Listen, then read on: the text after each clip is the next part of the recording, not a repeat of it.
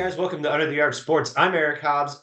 Right now, we want to take a look at Mizzou's football schedule, kind of an initial glance, and just find out some of the quirks of this schedule. Before we get into that, please, guys, go ahead and subscribe to our YouTube channel and find us on Facebook, Instagram, and on X. Also, for anybody still trying to figure out how they're going to get their summer going and make it really awesome, check out frostyjams.com.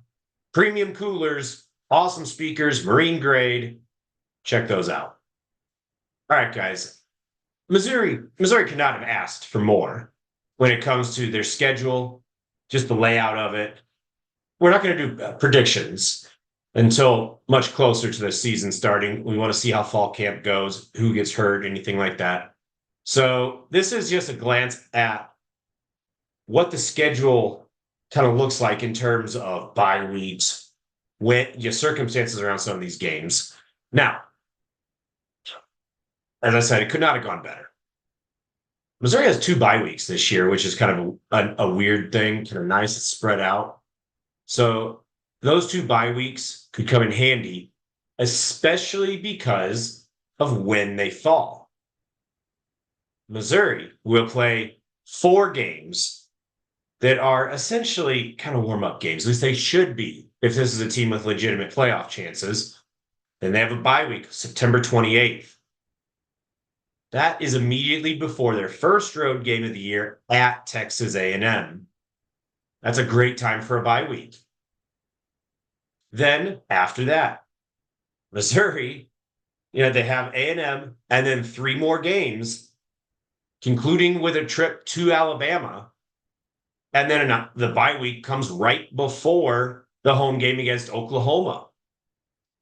So these 2 bye weeks split the season up perfectly into 4 game sections with a bye week in between each. That's incredible.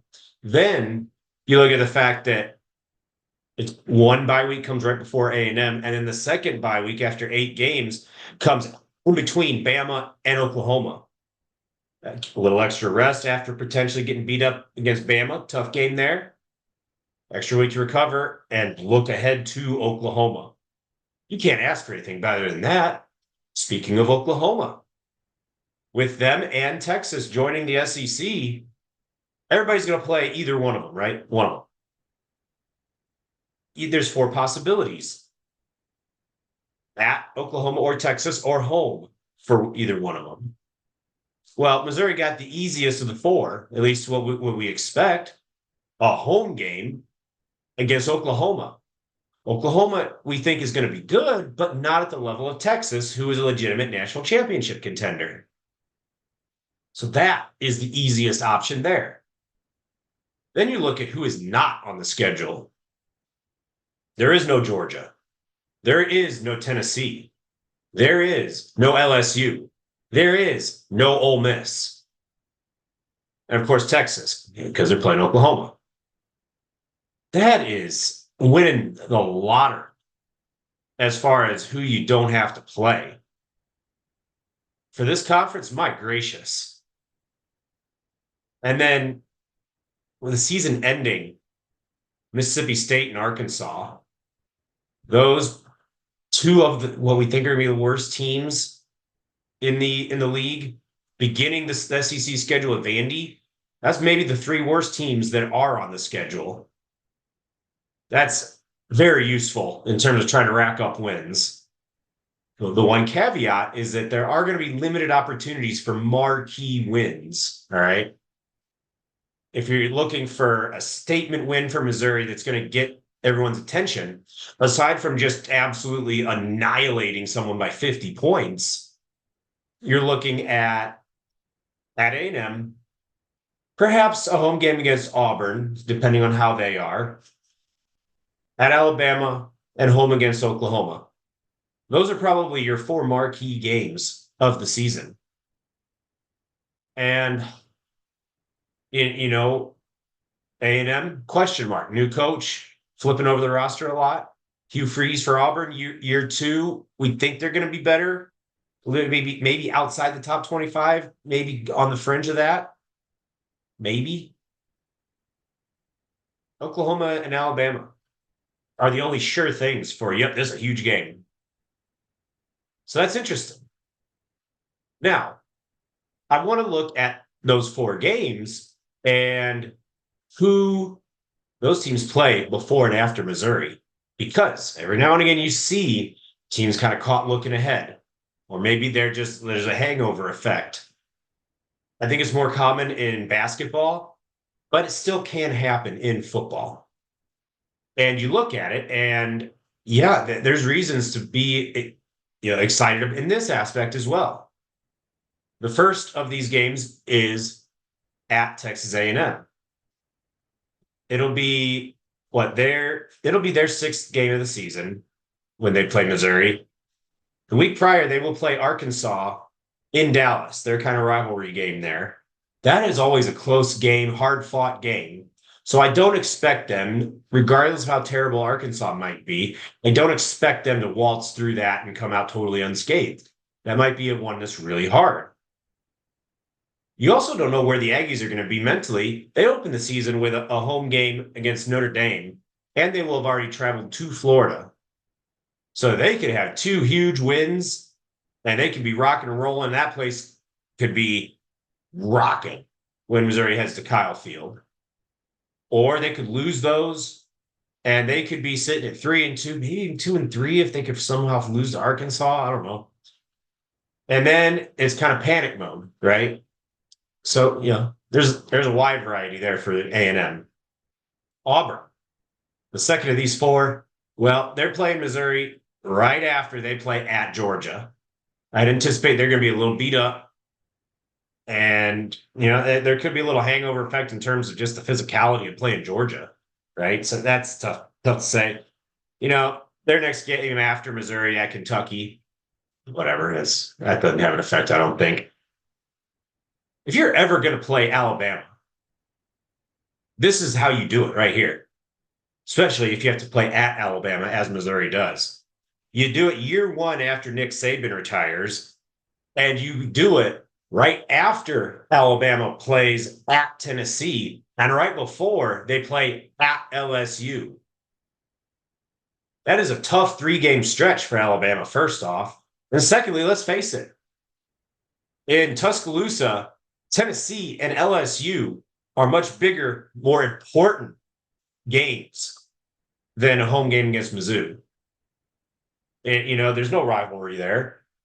Missouri is not viewed nationally as a traditional power of any sort. So, yeah, there's certainly a letdown effect there, even if Missouri is coming in with one loss or undefeated. So, yeah, Alabama's going to be a hard game no matter what you do, but that's the way you do it right there. If you're trying to schedule yourself into the best situation for playing at Bama. And then finally, Oklahoma. What, Missouri? They're coming off the bye, right? Well, Oklahoma is going to be coming off a game against Maine. So, yeah, not much difference there, I don't think. That said, they will be playing at Bama, their next game. So, tough to say how that'll work. But yeah, it's that's interesting. These four, there's reasons to kind of be like, ooh, for just about all of them, and wait to find ways that'll help Missouri if you're looking for it. Now, if you want to break this schedule down into, sure wins, likely wins, toss-ups, all that, I think you have to call the Alabama game the hardest game on the schedule, right? And I think that's pretty clear. It's certainly one that's winnable. Missouri's talented.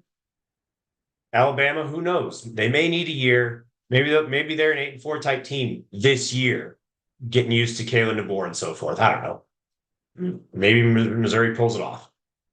That's the hardest game on the schedule, though. You look at the easiest games, the ones that are sure things. If this is a playoff type team, a 10-win team, let's say, Murray State, Buffalo, Boston College, Vandy, UMass, and then you look at, honestly, South Carolina, Mississippi State, and Arkansas. At Carolina, Mississippi State could be tricky because road conference games always are tricky. But really, aside from that, that's almost that's 8 games. That's 8 games where Missouri is the more talented team without question. It's a rare situation for this program. Certainly not unlosable, but you feel like they're going to be favored in those. And then you have the 4 that we've talked about, where Auburn, I think you look at Missouri's talented. They're more talented. They're going to be favored. Then Oklahoma, they could even be favored. A&M, tricky. They may be a point or two underdog. We'll see. And then Bama, we've talked about. Guys, this is a team, Missouri in 2024, probably going to be favored in 9 or 10 of their games, maybe even 11. I don't see them being favored to beat Alabama under any circumstances. That's where Missouri's at. Depending on matchups, upsets elsewhere, top 2 in the SEC is not out of the question, making the championship game. And the program seems to be going playoff or bust. And this year, this schedule, this roster, it is not a mistake to do that. So use this schedule. My gracious, I think this sets up for a lot of fun for Missouri fans this fall. Guys, this is just the very first of a number of videos we're going to have previewing Mizzou football in 2024. We're going to have position previews. We're going to talk about the schedule some more, who wins, lose, who needs to improve, most important players. I don't know. Give us ideas in the comments. What do you want to hear us talk about with this team? We'll make videos of it. Hey, keep it here Under the Arch Sports. As all those videos come out, they're going to be coming out left and right. Until next time, thank you guys for watching.